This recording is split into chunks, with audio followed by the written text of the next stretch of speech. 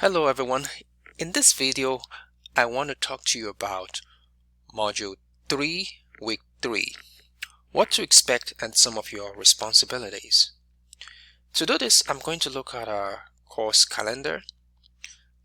The course calendar or this course schedule.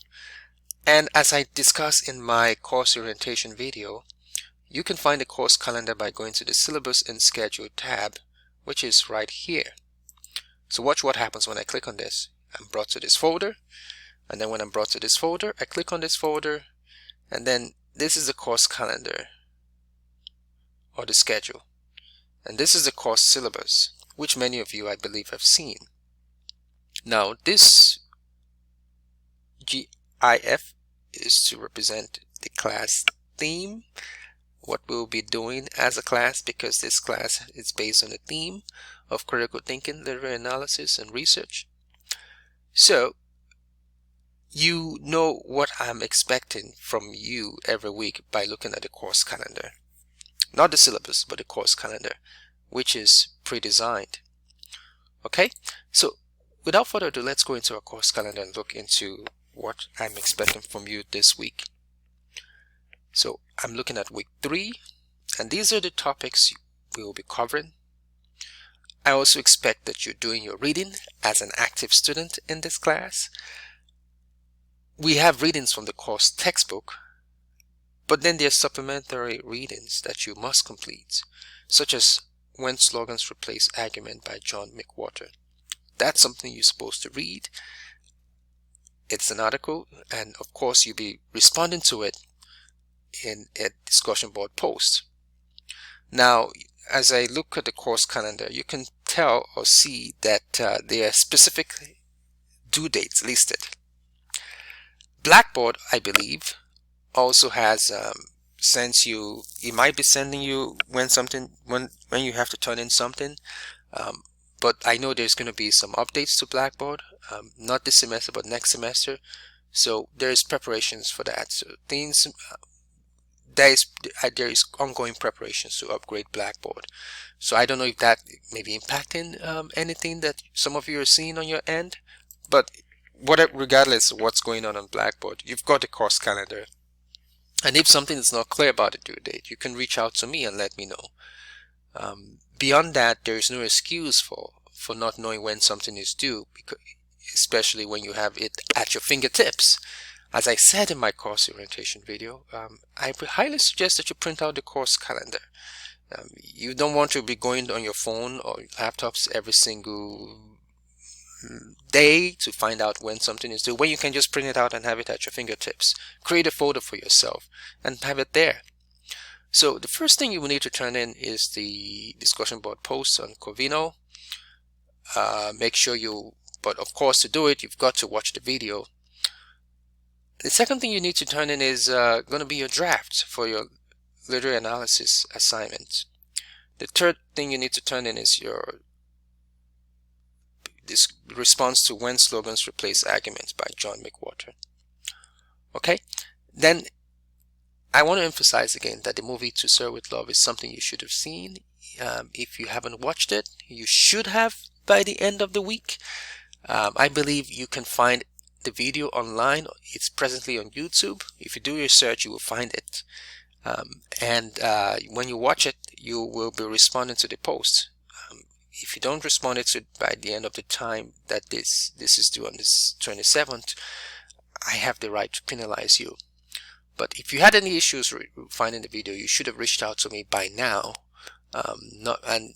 It just speaks volumes about your preparation if you're reaching out to me on the date when you need to turn in something, when you should have done your homework before. That said, I want to mention that I am going to review. I will be releasing details about your first and only group project in this class, and it's called the Viewpoint Summary and Argument Mapping. My purpose in releasing this assignment in week 2 is to give you a heads up on what you can expect. Of course, you're not turning in anything regarding the group project this week, but I'm expecting that you will familiarize yourself with it, read through the instructions, and understand or get to know who is your group partner. I want to mention this clearly.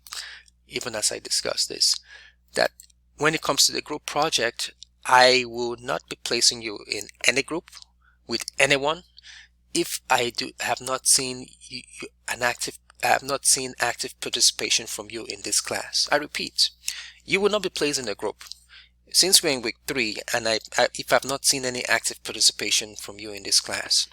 And if I don't place you in a group because I've not seen active participation from you in this class, that is sending a message to you that you need to reach out to your advisor. You also need to think for you and ask yourself this question: what really matters for you? Is it this class or something else that you're doing? Why have you been behind, and why should I trust you to place you in a group? How do I know that placing you in a group you would do something when you've not done anything? So I'm approaching this from a philosophical standpoint, but also from a very practical standpoint. Students who are not active in the class do not deserve to be placed in a group, because if I place them in a group, they are not going to do anything. Or if they do something, it's going to be very limited because they still have a lot of work that they have not done prior to joining the group. So that's my standpoint. If you don't see your name on the group, it means that you've not been active in this class, and you need to take proactive measures, either to reach out to me to clarify your situation, reach out to your advisor, and make the best decision that works for you at this time. Okay? So having said that, I want to mention that the group project has responsibilities. What I'm going to discuss in this video is how you can find the group project. Okay? I'm not going to review it in this video. That's a separate video.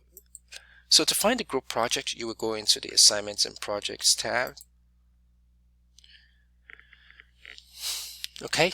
Then you will go into Viewpoint Summary and Argument Mapping Assignment. You cannot see this on right now until I release it, but you will see it soon. Okay? Then you will find a Viewpoint Summary and Argument Mapping Assignment. Okay, and this is it right here. I would have a list of your group members posted right here this week. You will turn in a reflection essay on the Viewpoint Summary and Argument Mapping.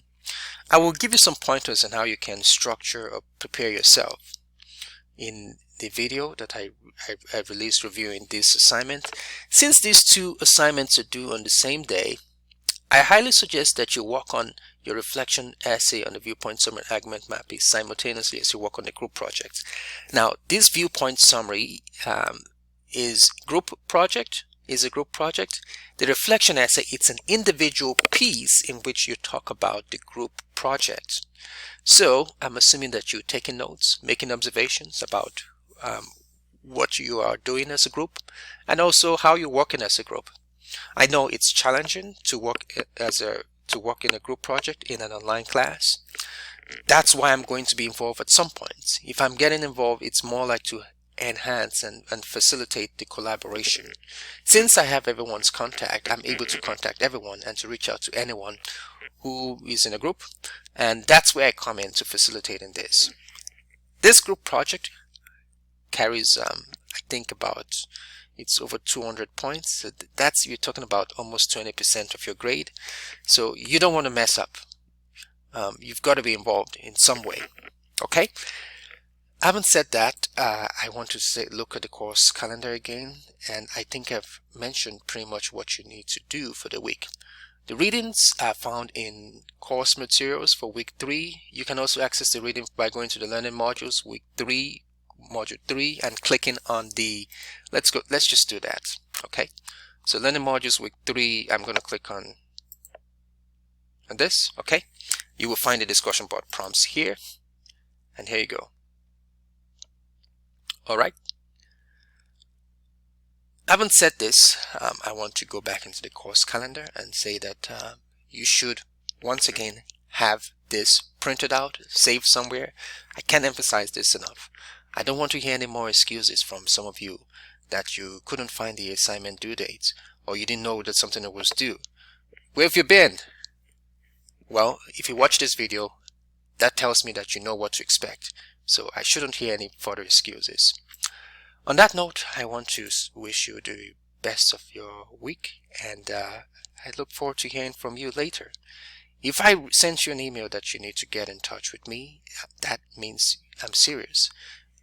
I will make decisions if you don't get back in touch with me, because I definitely want to hear. I want to make sure that you understand my points. It's not about you just sending me an email and then expecting that things have been solved. You also must hear it from the perspective of the instructor whom you send the email to. Isn't that what communication is in real life? Communication is never one way, it's two-way. So on that note, I want to wish you a great week, and talk to you later. Bye-bye.